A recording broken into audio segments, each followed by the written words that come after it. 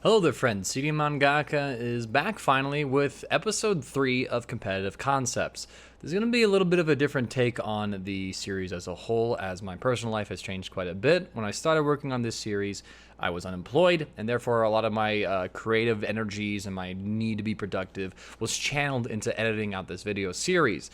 Now that I'm back into working at a bar in downtown Denver, and I'm working almost full time again, my needs have kind of changed. Rather, my need to be productive is being satisfied through my work. So because of that, when I'm off work, I want to be able to relax and do some things that maybe aren't so intensive.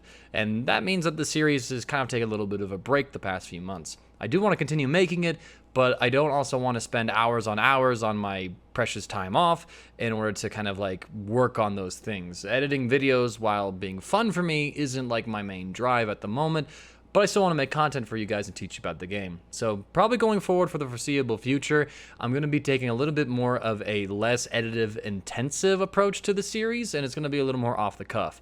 That being said, I'm still trying to structure the content so that it can be nice and bite-sized for you, hopefully, to kind of get the points across as easy as I can.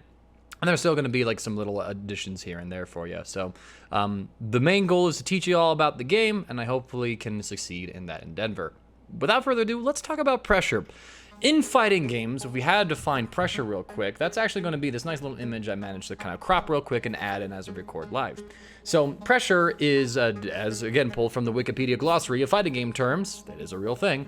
Pressure involves using a sequence of attacks to keep an opponent on the defensive and often involves okizeme and mix-up tactics. The purpose of pressure is to keep an enemy from effectively attacking back until they make a mistake, usually allowing for a damaging command move or combo to be performed. That's the idea of pressure. It's making your opponent stay on the defensive while you continue to press the offensive and hopefully get them to either succumb to a mix-up, crack under pressure, and give you an opportunity to punish that crack. So without further ado, let's go ahead and return to our wonderful home of, let me just make sure that I go to the right tab, the Land of the Kais, because again, we're learning all kinds of godly knowledge about Dragon Ball FighterZ. So pressure at a beginner level, like absolute beginner level, might look kind of something like this. We're going to set the dummy to guard first only, right? That way, only a true string is going to make him block, because the whole idea here is that, oh, I don't want him to block, right? Now, you can kind of just do all of your buttons, lights, mediums to heavies, right?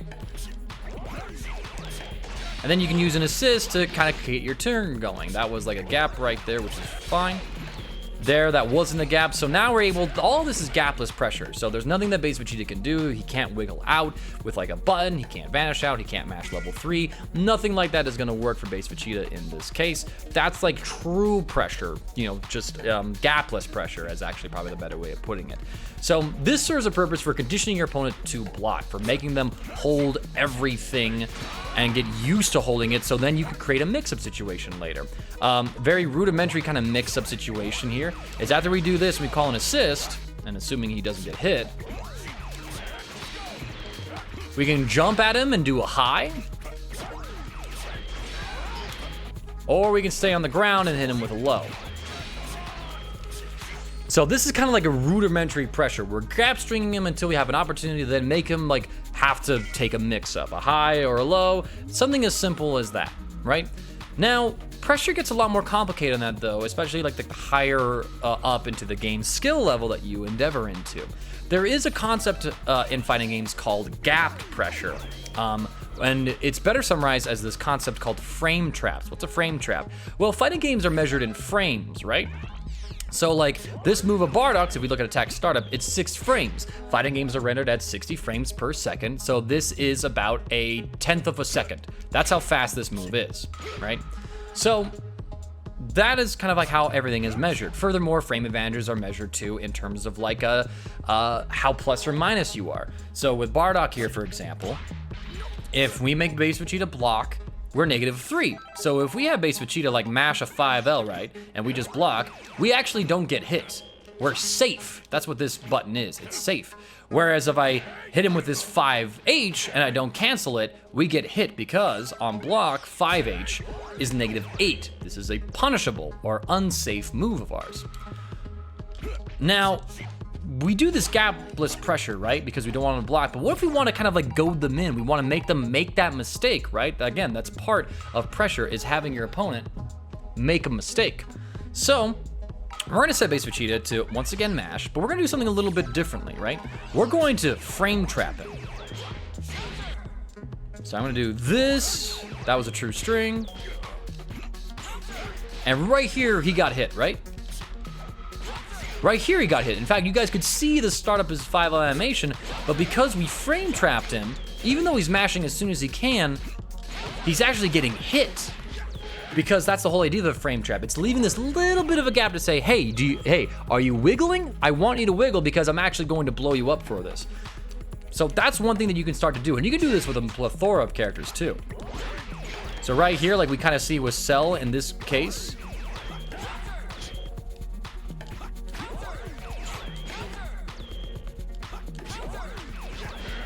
What's a good frame trap normal, actually? There we go, kind of like that. So 2M into like this 2M into like a delayed 6H actually is working pretty well for us here to frame trap base Vegeta. And there's another layer to this too. If we look at the frame data on Cell's 2M, it's -8. This is a punishable normal.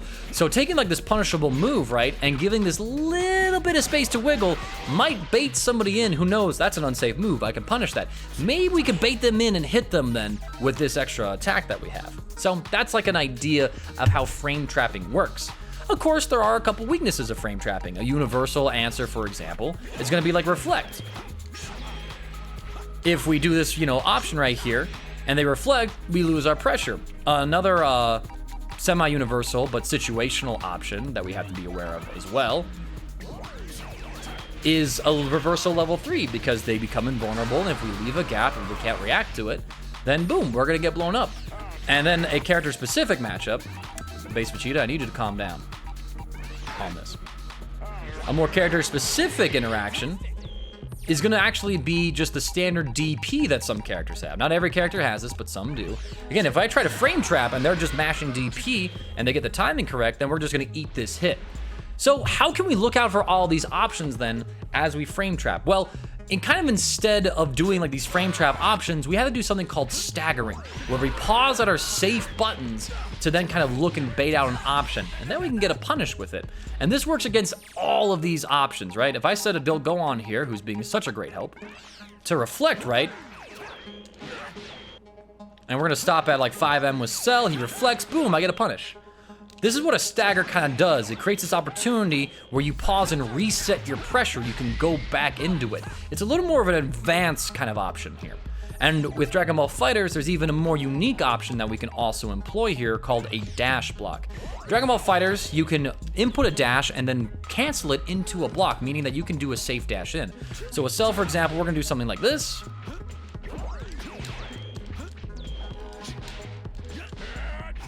If I can, anyway.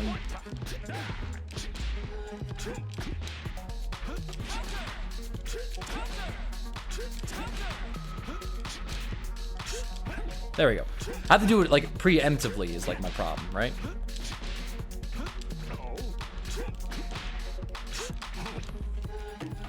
So if you input like a dash as your move is ending, like, you do the button, then you buffer your dash, you can see this little cloud of dirt that's getting kicked up behind Cell. Like, it doesn't happen unless I dash. You see that, right? So we can do this dash block in here so that we can safely do our stagger pressure.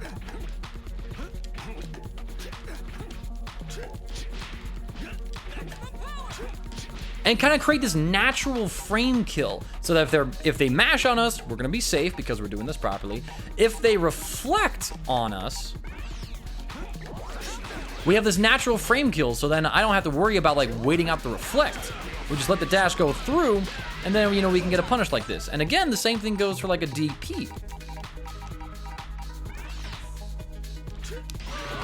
Again, assuming that you can do it correctly.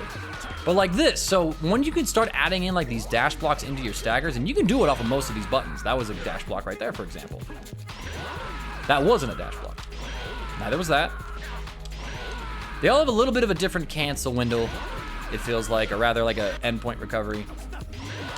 There, I didn't get it. There, I did.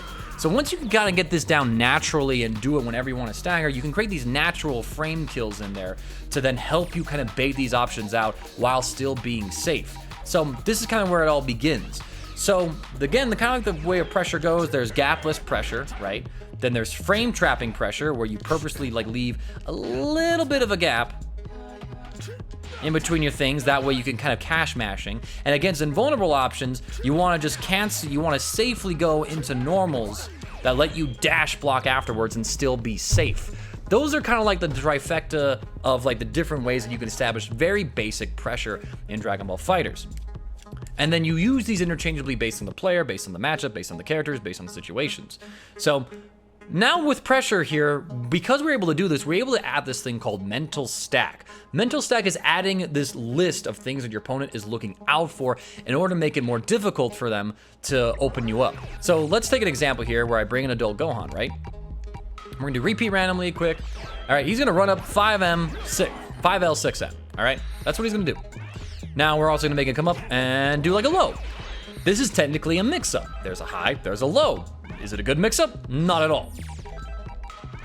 But if this is something that the opponent's just gonna make us do, oh, that's funny. My recording too is a little messed up. Let's fix that. Right, so he's gonna kind of put us in this situation. If we just have to look for a high and a low, right, it's very easy to defend against this. But we can add more. So Gohan now is gonna run up, he's gonna hit us with the Dragon Rush. And now I'm gonna turn my Dragon Rush cancel back on so we can kind of record this. Right, so that adds another layer. He's gonna run up and then do his own unique overhead attack. Now there's two different overheads that we're looking for. He's gonna run up, hit us with this 2L. I'm actually gonna make Cell block everything, not follow-ups. Right, so he's gonna kind of do this.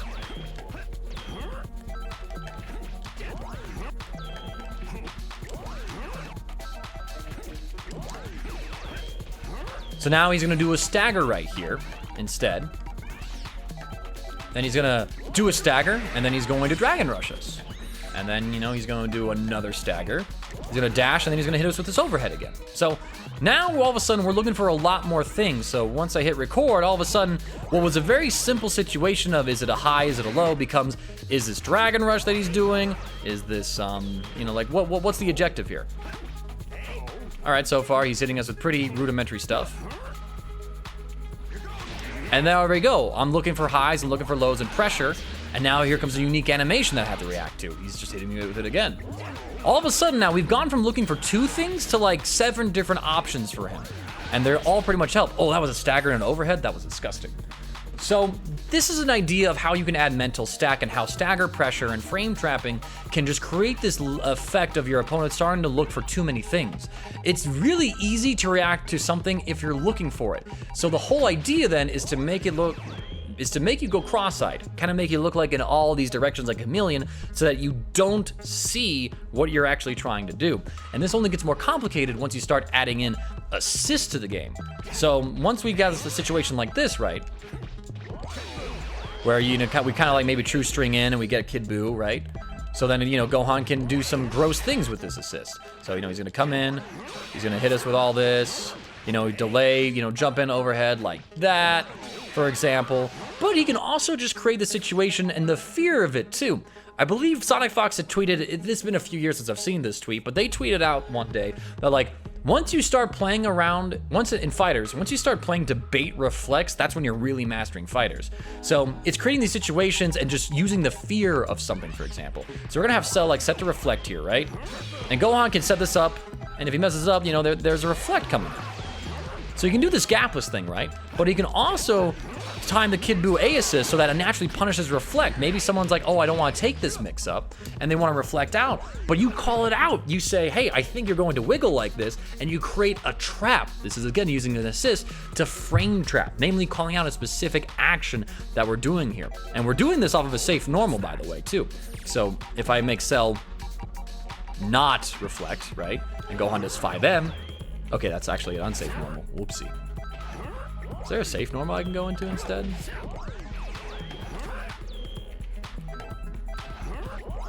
Man, all these are really unsafe. Damn, Gohan got it rough.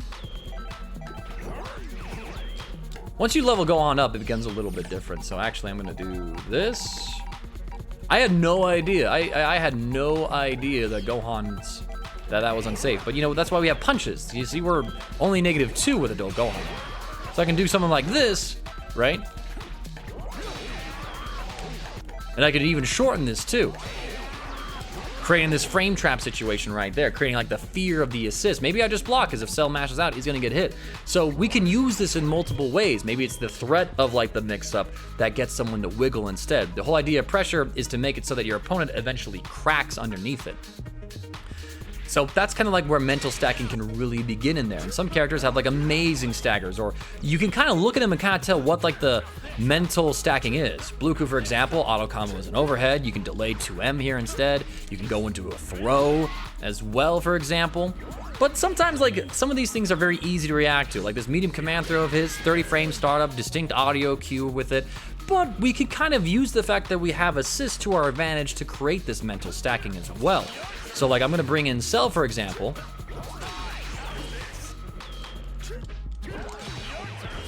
And Cell's a slower assist with the A. And we're gonna hit him like this. Now it's kind of messing up my combo a little bit, so maybe I can time things a little bit differently. Or maybe like there's like a better assist to use instead. But you can kind of use like your assist to create like this extra layer to it. And if the opponent like, you know, correctly gets out of it, right? Maybe it stops them from doing it as well. Like if I set Gohan to jump, for example, and we're gonna call Bardock A or B here. Actually, we're gonna call Cell.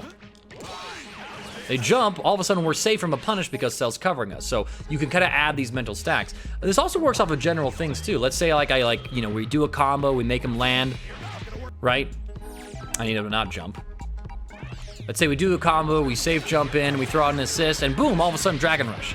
This is like the purest visual form of a mental stack. We call an assist, make him think they gotta start blocking, then boom, we hit him with a throw. They're they're distracted by the assist call, by thinking about, oh, he's gonna block string me or something, then we hit him with a throw. That's something that's actually kind of effective in this game. So that's something you can do as well with mental stacking, using like an assist to fake somebody out. And that kind of comes down to the whole idea of when you go for these different kind of pressure tools. And once you get people the condition to like respect your pressure here, right? You can do all kinds of other things too. Some spacing traps, some frame traps exist as spacing traps. Bluku's 4M, for example, you hold back, he does the shorter version of his 5M. His 5M is -8, his 4M is -2. Very safe move. If we have Gohan here mash out with a light, right? We do this string. Second hit of his light's gonna hit us. But not if we go back in with a 5M, so we create a natural frame trap with this space that we can develop with this one. So this is another tool that you can use to kind of see with characters. An additional tool that you have can be plus frames. Some characters have this kind of a move where if you make the opponent block, you can take your turn immediately. Now, sometimes some people will be aware that you have plus frames, so they'll try like a reversal or something to get out of it, or they're reflected. So then you could start using this tool as a bait option instead. Say, yeah, I'm plus, but I was expecting you to know I'm plus and then punish you for it. That's another great tool that you can use as well with some characters. Be sure to look out for those. And once you get your opponent to calm down, once you get them trained to just hold defense because you're frame trapping them, you're staggering them with dash blocks, all these kinds of things, you can then create mix-up situations that are all real. So Super Dash Mix is actually something that's pretty powerful in this game if you have high lows with the characters. Fast enough lows, I should say. So if I make Gohan here, right, do a reflect,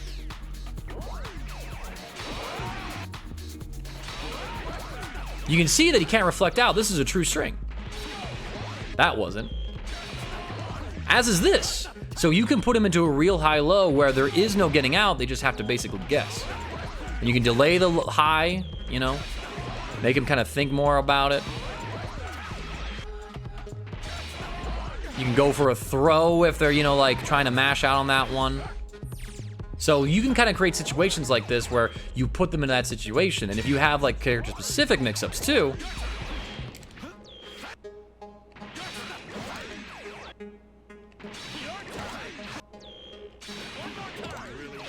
a little too slow there. Not really able to demonstrate here with Bluku, I guess. or at least with his Bardock assist. But you can make him think about like, oh, he's going high-low, and then maybe you call him out with an option like this. So that's kind of a way that you can structure this pressure, is baiting around these options. Of course, this is going to lose to a couple of other more aggressive options, but it's something that's there for you. And again, you can use this with most of your things. Again, if they're mashing or anything like that, it's not going to work. But, you know, if you get them to respect your pressure, then you can create like real mix-ups using this one that lets you kind of go in. That wasn't really real. You could fuzzy that one, but high-low right there. So that's a way that you can do. And again, you're adding these mental stacks into your pressure in order to make the opponent keep on guessing. You know, am I calling assist and dragon rushing you? Am I calling an assist super dashing you? Am I frame trapping you? Am I trying to use like a special EX move to go for a mix up? Like, what are the options here? And overwhelming the opponent with all this sensory information and misdirecting them to what you're actually going to do, that's a big part of the pressure game itself. All the while doing this within a structure that keeps you as safe as possible. That's kind of a really good way to summarize pressure. A couple other things to note is that your 6M and Dragon Rush tools kind of become pressure tools more than strong mix-up tools. There are some times where they can be really good still, but ultimately they are fundamentally reactable. But that doesn't mean that doesn't have to, you know, be a hindrance to you. So if I bring in like Kid Bizzle, after I turn Dragon Rush Cancel on, if I bring in Kid Boo and attacking Bardock, right, and we make Kid Blue like block 6M, we're both 0, so that means we're at equal footing in this. And then if I make Kid Boo counterattack, right, with a 5L, we actually get this clash situation. And in clashes, it's special because you could actually reverse beat into some other moves, right? So, for example here, Bardock, if I hold back, I don't get 2 rapid fire 2Ls, unlike Blue Coup here. You can see the difference? But on 6M clashes, I could go back into it, and we can then kind of play this game, and it's our fast as normal. So if Kid Boo here does something kind of like this, where he mashes auto combo after he blocks, right? We're gonna set this up now. Counterattack settings, play recording. If he's mashing auto combo, we're gonna beat him here. This is a way for you to kind of create a situation that you can rehearse, and if someone's not ready for it, you can get a lot of free hits in this scenario if they don't properly do this clash game. So kind of understanding the clash mini game, I think, is a whole nother video, but that's something to note with pressure. For Dragon Rush, you might be able to create situations where you can actually pressure the opponent with a very fast move. So if I make Kid Boo block here,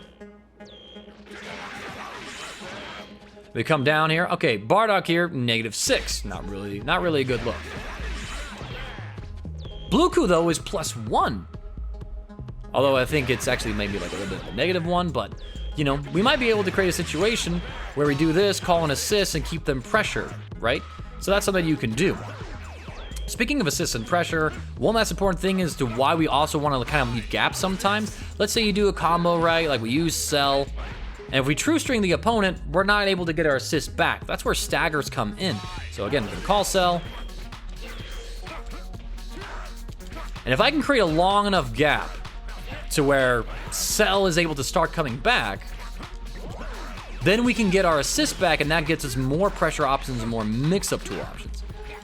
And dash block is a good frame kill to have as well to kind of set that up for us. Again, if they mash on us, we're safe because we're dash blocking correctly, and then we can start regenerating those assists. Then we can do a long block string, then create mix-up situations that are a lot more deadly because we've got our assists to regenerate. So playing that assist mind game as well and being able to use your staggers to regenerate your resources to then create better mix-ups in the future is something that's very important.